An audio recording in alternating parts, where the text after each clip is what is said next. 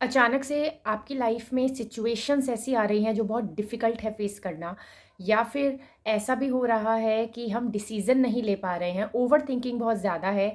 और तो और इमोशंस सरफेस पे आ रहे हैं, और ये स्पेशली जो इमोशंस हैं ये पास्ट के हैं। हो सकता है कि पास्ट के जो लोग हैं वो आपकी लाइफ में आने शुरू हो गए हैं, या पास्ट की जो प्रॉब्लम्स हैं वो अचानक से सामने आ गई हैं। अगर ऐसा सब हो रहा है ना आपकी लाइफ में, तो इसके पीछे रीज़न्स मैं आपको बताती हूँ। सबसे पहले तो लूनर एक्लिप्स आने वाला है, और तो और अभी-अभी सोलर एक्लिप्स भी गया है। और आजकल जो प्लैनेट्स की पोजीशंस हैं वो इस तरह से हो गई है जिनकी वजह से ये सारी सिचुएशन काफ़ी लोगों की लाइफ में आ रही है।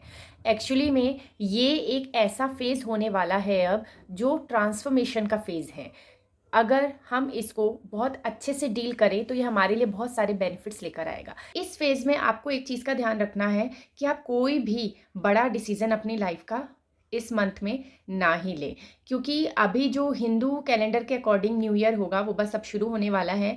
तो आप अगर कोई डिसीज़न लाइफ़ में लेना चाहते हैं, कोई नई शुरुआत करना चाहते हैं, तो उसको आप अप्रैल से ही लेना शुरू करें। तो इस मंथ में स्पेसिफिकली बहुत सी ऐसी चीज़ें हो रही हैं जो आपके इमोशंस को सरफेस पे लेकर आ रही है।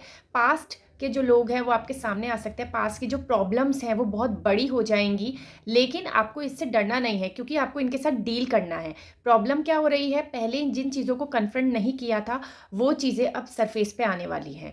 अगर आप इन चीज़ों को डील करेंगे, क्योंकि ये एक कार्मिक साइकिल, बहुत बड़ी कार्मिक साइकिल है जो काफ़ी सालों की अब कंप्लीट होने वाली है। तो अगर आप इस साइकिल को कंप्लीट करेंगे तो आप लाइफ में आगे बढ़ जाएँगे। अदरवाइज़ ये साइकिल रिपीट होती रहेगी। ये एक मौका मिल रहा है हम सबको कि हम उस कार्मिक साइकिल का एंड कर सकें।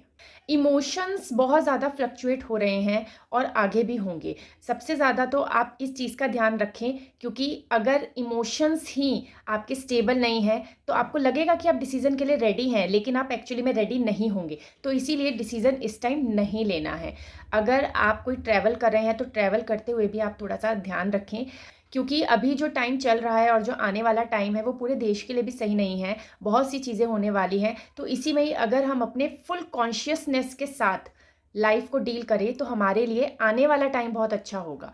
क्योंकि अभी हम क्या कर रहे हैं, सिर्फ़ बाहरी चीज़ों को देख रहे हैं। अपने अंदर जब आप झाँकोगे, अपने आप को चेंज करोगे, अंदर जो एक इनर स्ट्रेंथ है उसको लेकर आएँगे, वो सिर्फ़ और सिर्फ़ कैसे आ सकती है, जब आप अपने कॉन्शियस लेवल पे अपने लाइफ़ को जीना शुरू कर दें। जब आप ऐसा करेंगे तो आप देखेंगे, ट्रस्ट मी, आप देखेंगे कि कुछ महीनों बाद ही आपको समझ में आएगा कि जो अभी आपने चीज़ें की हैं, जिस तरह से डील की है, काम रहकर चीज़ों को किया है, डिसीज़न नहीं लिया है, तो आपको ये चीज़ें आगे समझ में आएँगी कि ये अच्छा क्यों हुआ।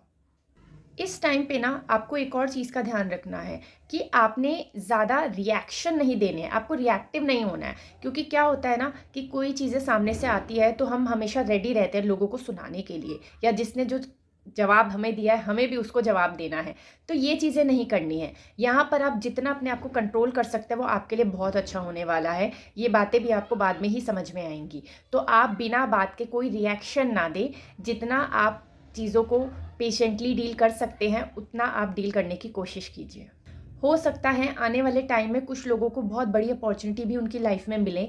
ये कोई भी अपॉर्च्युनिटी हो सकती है, रिलेशनशिप में हो सकती है, करियर में हो सकती है।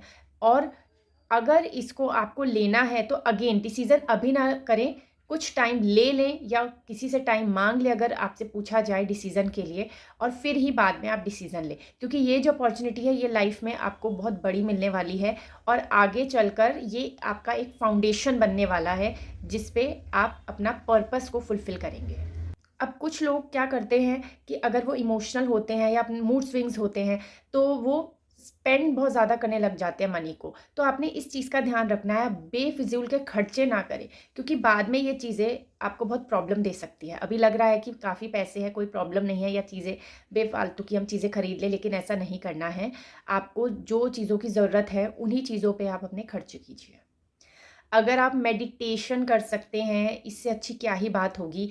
अगर आप नाम जप कर सकते हैं, वो भी बहुत अच्छी बात है। कोई साधना कर रहे हैं, तो वो भी बहुत अच्छी बात है।